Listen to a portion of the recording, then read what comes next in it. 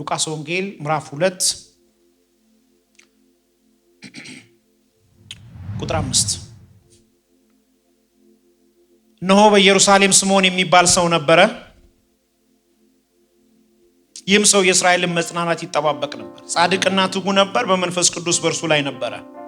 በጌታም የተቀባውን ሳይ ሞት እንዳያይ በመንፈስ ቅዱስ ተረድቶ ነበረ። ቁጥር 27 በመንፈስም ወደ መቅደስ ወጣ። ወዳጆቹም እንደ ሕጉ ልማድ ያደርጉለት ዘንድ ሕፃኑን ኢየሱስን ባስገቡት ጊዜ እርሱ ደግሞ ተቀብሎ አቀፈው። እግዚአብሔርንም እየባረከ እንዲህ አለ፣ ባሪያህ መዳንን አይቷልና። የምናገርበት ርዕስ የራሱን ሰጥቶ ያጽናናችኋል የሚል ነው። ይሄ ራሱ ፈውስ እኮ አዋጅ፣ የራሱን ሰጥቶ ያጽናናሃል። ፈጠን ብዬ ነው የምናገረው። ስለ አንዲት ሐና ስለምትባል ሴት ነው የምናገረው። ያቺ ሴት በአዲስ ኪዳን መጽሐፍ ላይ የምትገኝ ነብይት ስትሆን 7 ዓመት ከልጃገረድነቷ ጀምሮ ባል ያላት፣ ከ7 ዓመት የትዳር ቆይታዋ በኋላ ባሏ ሞተባት። ለአለፉት 87 ዓመት በቤተ መቅደስ በነብይነት ስታገለግል ስለ መሲሁ መጣት ስትተነብይ ስትጠባበቅ የነበረች አገልጋይ ናት። አገልግሎቷ መንገድ ላይ ሳይሆን፣ አገልግሎቷ እየዞረች ሳይሆን፣ መቅደስ የእግዚአብሔር ሐልወትና ፍቃድ ያለበት ቦታ ላይ ሆና የምታገለግል የእግዚአብሔር ነብይ ናት። እዚሁ መጽሐፍ ለወርታ ያስተሩ ታገኙታላችሁ። እዛው አካባቢ ቁጥር ላይ እዚህ ሴት አገልግሎት ለምድሪቱ መጽናናት፣ ለሰው ልጆች ተስፋና ብርሃን የሚሆነውን ከዘመናት በፊት ሲተነበይለት በእነ ኢሳይያስ ሲነገርለት የነበረውን የናዝሬቱን ኢየሱስ ሊያጽናና ብቸኛ ማጽናኛ፣ ብቸኛ ፈውስ፣ ብቸኛ መድኃኒት የሆነውን ኢየሱስን በትንቢት ስትናገር፣ የመሲሁ መምጫ ስትናገር፣ የሰው ልጆችን መጽናኛ ስትናገር ስትተነብይ ነበረና ሰው ሁሉ ይህንን ከሚያዳምጧት መካከል አንዱ ስምዖን ነበረ። ይህም ስምዖን በመንፈስ ተነድቶ ይላልና ስለ መሲሁ መጽናት፣ መምጣት፣ መወለድ፣ መጽናናት ሲጠባበቅ ነበር። እንዴት በምን እንደሆነ የተወሰነ መረጃ ስለነበራቸው ድንግል ትወልዳለች፣ ወንድ ልጅ ትወልዳለች፣ ስሙንም አማኑኤል ትለዋለች የሚለውን ያንን የእግዚአብሔርን ቃል በመረዳት ይጠባበቁ ነበርና ኢየሱስ መጽናኛ ነው።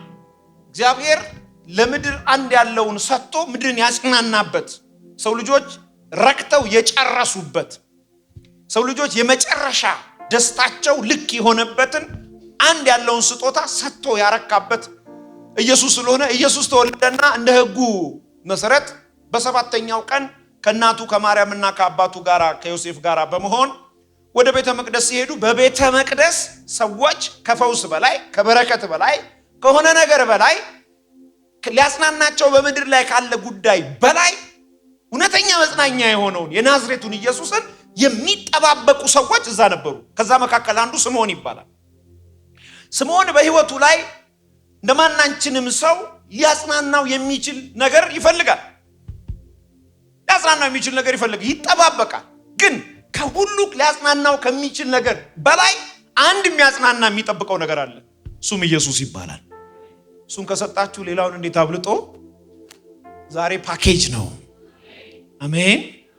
በኋላ ላይ ስምዖን እየጠበቀ ሳለ ሊያጽናና የሚችለውን ተስፋ ያለውን ምድር በጨለማ እንዳትጓዝ፣ በሞት እንዳትጓዝ፣ በፍርሃት እንዳትጓዝ፣ በበሽታ እንዳትጓዝ፣ በድህነት እንዳትጓዝ፣ በቀንበር እንዳትጓዝ ማቆሚያ የሆነው ሞትን አቁሞ የሚያውቅ የለም፣ ድህነትን አቁሞ የሚያውቅ የለም፣ ጨለማን አቁሞ የሚያውቅ የለም፣ ፍርሃትን አቁሞ የሚያውቅ የለም።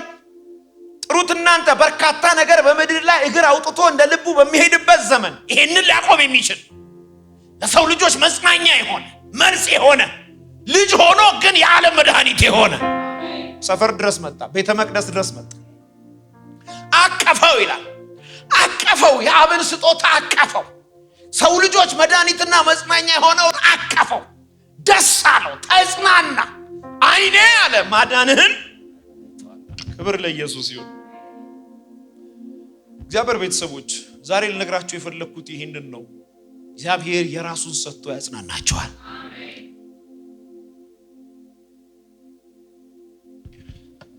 እኛ ምን እናድርግ የሚለው አንድ 3 ነገር ልንገራችሁና እንጸልይ። ምን እናድርግ መጽናናታችን እንዲፈጠን? አንደኛ በመንፈስ ቅዱስ ምሪት ውስጥ ሁሉ ቀን አንዳንዴ ሳይሆን በመንፈስ ቅዱስ ምሪት ውስጥ የመንፈስ ቅዱስ ምሪት የራሱን ነገር እንድትቀበሉ ያደርጋቸዋል። ብዙ ሰዎች የራሳቸውን ትተው ለሌላ ያቀፉት፣ ብዙ ሰዎች ያቅፉት የሚገባውን ትተው ሌላ ነገር ይዘው ያሉት በመንፈስ ቅዱስ ምሪት ውስጥ ስላሉ። ሰይጣን ጉልበትም አቅምም ችሎታም ያለው በመንፈስ ቅዱስ ምሪት ውስጥ የሌሉትን ሰዎች ያንከራተታቸዋል፣ ያጦዛቸዋል፣ ጢባጢቤን የሚጫወትባቸው። ከባድ ሰው ማን ነው ካላችሁኝ፣ በመንፈስ ቅዱስ ምሪት ውስጥ የሚኖር ሰው። የምድር ላይ ዋና መጽናኛ አቅፈው የሚኖሩ ሰዎች የሚጠቀሙበት ሜትድ ቀላል ሜትድ አለ። ተጽናንተህ መኖር ከፈለክ፣ የአብን ስጦታ አቅፈ ለመኖር ከፈለክ ቀላል ሜትድ ጻፍ። በመንፈስ ቅዱስ ምሪት መመራት ቀላሉ ሜትድ በመንፈስ ቅዱስ መኖር። ኑሮን የሚያቀል፣ ህይወትን የሚያቀል፣ ከባባዱን ዝቅ የሚያደርግ፣ የሞተውን የሚያነሳ በመንፈስ ቅዱስ ምሪት ውስጥ ሰዎች ሲኖሩ ከሰው በላይ ይኖራሉ፣ ጨለማ በላይ ይኖራሉ፣ ከድህነት በላይ ይኖራሉ፣ ከራሳቸው ኢንተረስት በላይ ይኖራሉ፣ ከራሳቸው ፍላጎት በላይ ይኖራሉ። የጨለማ ምክር አይደለም፣ የራሳቸው ምክር በራሳቸው ህይወት አይሆን። ለምን? የመንፈስ ቅዱስ ምሪት አንዱ የአብ የሆነው መጽናኛ በእጃችሁ በቤታችሁ እንዲገባ ያደርጋል። ጨለማ እንዲረግጥ የተሰጠው በመንፈስ ቅዱስ ምሪት ውስጥ ለሌሉ ሰዎች ብቻ ነው። የዚህ ዓለም ገዢ የማያምኑትን አይምሯቸው ምን አድርጎ አሳው የበላይ ሆኖ የራሱን ያሳቅፋቸዋል። በሽታ የታቀፉ ሰዎች፣ ድህነት የታቀፉ ሰዎች፣ ደሃና ድህነት ይለያያል። እሺ፣ ከእያንዳንዱ ማጣት በስተጀርባ የጨለማ እጅ አለ። ከእያንዳንዱ ማግኘት በስተጀርባ ደግሞ ልክ እንደዚሁ የእግዚአብሔር እጅ አለ። በጨለማ ውስጥ ያሉ ሰዎች የያዙትን ሁሉ የያዙት ከብርሃን ዓለም በመጣ አምላክ ጉልበት ሳይሆን ከጨለማ አምላክ ካላቸው ግንኙነት የመነጨ ነው። ያንዳንዱ ትልልቅ ነገር የታቀፉ ሰዎች አባታቸውን የሰጣቸው አረኩበትም ፍጻሜም የለውም፣ ተድላም የለውም፣ አብሯቸውም አይዘልቅም፣ ወደ ልጆቻቸውም አይሄድም። በመንፈስ ቅዱስ ምሪት መኖር የእግዚአብሔርን እንድትታቀፉ ያደርጋቸው። እዚህ ነው መጽሐፍ ቅዱስ ሲናገር ድግምት በእስራኤል ላይ ሟርት። ለምን? የመንፈስ ቅዱስ ምሪት። ምን ይመስልሃል ብራዘር? 40 ዓመት ሙሉ ልብስ ከላያቸው ላይ ካላለቀ፣ ጫማ ከላያቸው ላይ ካላለቀ፣ ሲያድጉ ካደገ፣ ሲወፍሩ ከወፈረ፣ ሲቀንሱ ከቀነሰ ልብሱ የማምሪት ነው። ይሄ እኮ አንዳንድ ሰዎች እኮ ነው ለኛ ለምናምን ነው ኃይላችን። ማንን መባረከው? በተራ ቁጥር 1 በጌታ በኢየሱስ ስም አንድ ሰው በመንፈስ ቅዱስ ምሪት ውስጥ ይገባል። እዚህ ጩሁና ትመራኛለህ በሉት እስቲ። የትልቅ ሰው ያዋቂ ሰው የአዋቂነቱ ልክ፣ የተማረ ሰው የትምህርቱ ልክ፣ የባለጠጋ ሰው የባለጠግነቱ ልክ በመንፈስ ቅዱስ ምሪት ራሱን ሰሚት ማረግ።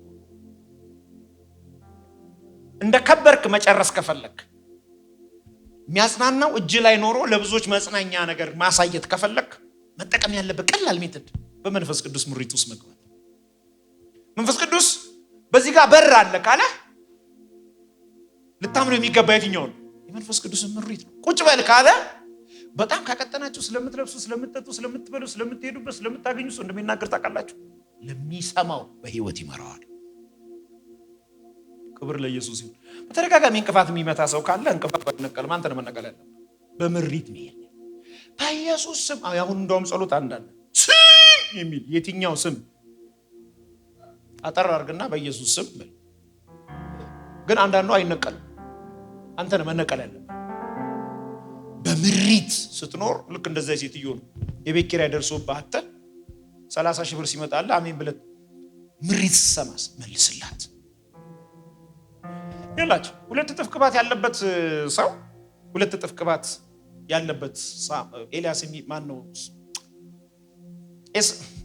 ኤልሳ የሚባል ሰው አብሮት እንደ 4 እጥፍ ቅባት ሊቀበል ደግሞ የተዘጋጀ ጊያዝ። የሶርያው ንጉስ በመጣ ጊዜ ከለምቶ በተፈወሰ ጊዜ ትዝ ይላችኋል።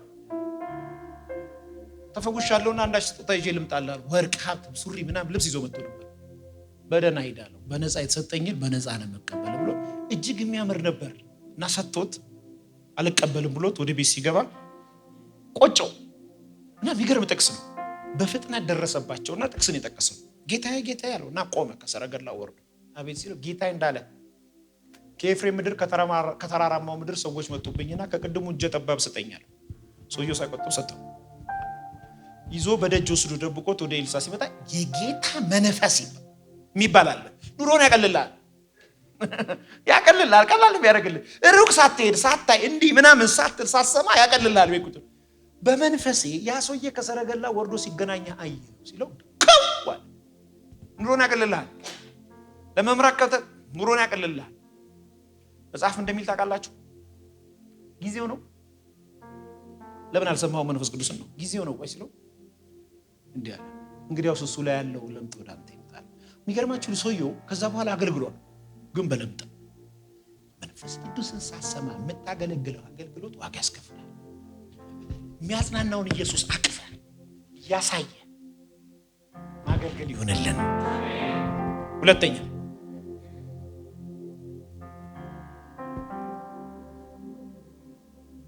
ጻድቅ ሰውና ትጉ ነበር ይላል። ጽድቅ በጥረት በግረት የሚመጣ አይደል። ጽድቅ በክርስቶስ ኢየሱስ በመስቀል ሥራ በማመን የሚመጣ ነው። የሰው ጽድቅ ሲጀምርም ሲጨርስም የመርገም ምንድነው? ጨርቅ ነው። የተሻለ ሰው በምድር ላይ የእግዚአብሔር መንግስት አይገባም። የእግዚአብሔር መንግስት መግቢያ አንድ ጽድቃችን የሆነው ክርስቶስ ነው። ጽድቅ የፍርድ ቤት ቃል ነው፣ መደረግ ነው። ጽድቅ በሥራ በጥረት አይመጣም።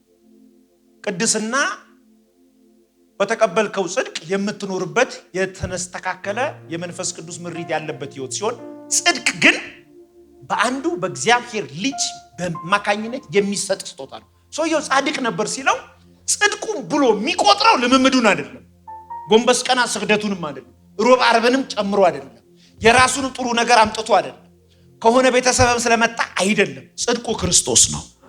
እቀበልሃለሁ ነው። እንደ ግል አዳኝ አድርጌ ምን አደርግሃለሁ? እቀበልሃለሁ። አንተ ቤዛችን ነህ። ወደ እግዚአብሔር መንግስት መግቢያ የመጨረሻ ልናወዳድርህም አንችልም። አንደኛ አይደለም። አንተ የሚፎካከር ስለሌለ ሲጀምር አንተን የሚመስል ሌላም አይነት የለም። ባንተ በኩል በጽድቅ በኩል ወደ እግዚአብሔር የምገባብህ ነህ። ክብር ለኢየሱስ። ጻድቅ ሰው ነበር ይልና ከጎኑ ሲጨምርልን እንዲህ ብሎ ይጨምረዋል። ትጉ ሰው ነበር ይላል። ክብር ለኢየሱስ። ይላችሁ የሚያጽናና ነገር ከእግዚአብሔር ለመቀበል ከሚጠቅማችሁ ሁለተኛ ነገር ልፋት ሳይሆን ትጋት ነው። መጽሐፍ ቅዱስ ለልጆቹ ከሚያስተምረው መሰረታዊ ትምህርት መካከል አንዱ ልፉ ሳይሆን ትጉን የሚለው። ለምን? የትጉ እጅ ብቻ ትገዛለች። አሜን። እስቲ ተጋለው በሉ። በጸሎት ትጉ። እግዚአብሔርን በመምሰል እግዚአብሔርን በማገልገል በእግዚአብሔር ፊት በመሆን የእግዚአብሔርን ቃል በማድረግ በመታዘዝ ትጉ። እግዚአብሔር ለምድሪቱ አንቺን ፈውስ አድርጎ ያስነሳሻል። ሶስተኛ